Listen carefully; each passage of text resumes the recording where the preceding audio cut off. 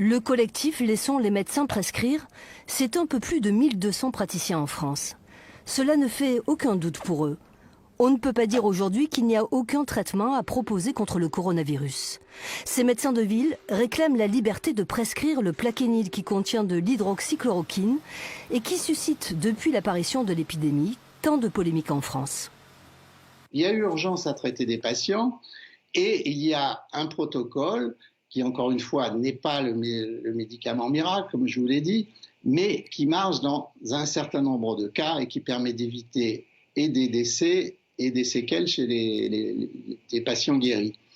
En plus, ce sont des médicaments qui sont utilisés depuis des dizaines d'années, dont on connaît exactement les effets, les contre-indications, les effets secondaires. Donc je ne vois pas pourquoi s'en priver. Même si on en trouve un meilleur après, ça fait 2 mois que ça dure et on égrène le nombre de morts tous les soirs. Voilà. Dans sa ville des Hautes-Pyrénées, le docteur Alain Batarec est à la retraite depuis 1 an et parle donc plus librement. Les médecins libéraux du collectif défendent le droit de soigner en leur âme et conscience avec le consentement des patients. Appliquer le serment d'Hippocrate.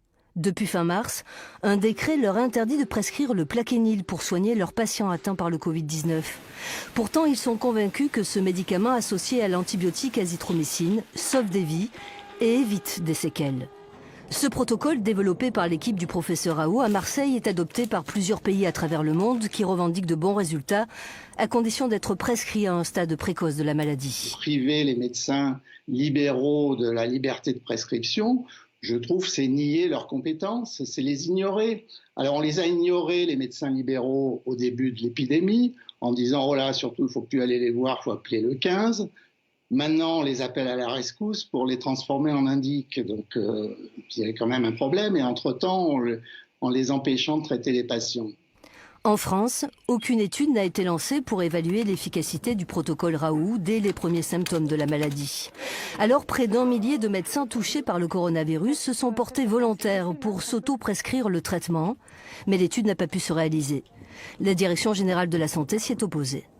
Le collectif de médecins doit donc se contenter d'une étude rétrospective sur 88 cas. Résultat, le premier groupe non traité ou avec du Doliprane met 25 jours à guérir. Le groupe soigné avec l'antibiotique seul, 12 jours. Et le groupe antibiotique plus hydroxychloroquine, 9 jours.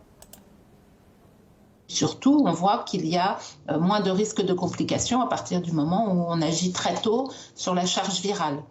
Et voilà, ce qui est fort dommage, c'est qu'on a développé en France plein d'études cliniques et toutes sont en échec aujourd'hui, alors que très tôt, on aurait dû faire ces études de terrain.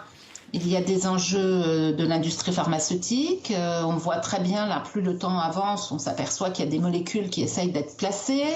On entend les gens de l'OMS dire aux gens, à la population, qu'on ne sait pas s'immuniser et que donc il va falloir avoir besoin de vaccins, alors que rien ne peut dire aujourd'hui, personne ne peut dire cela, hein.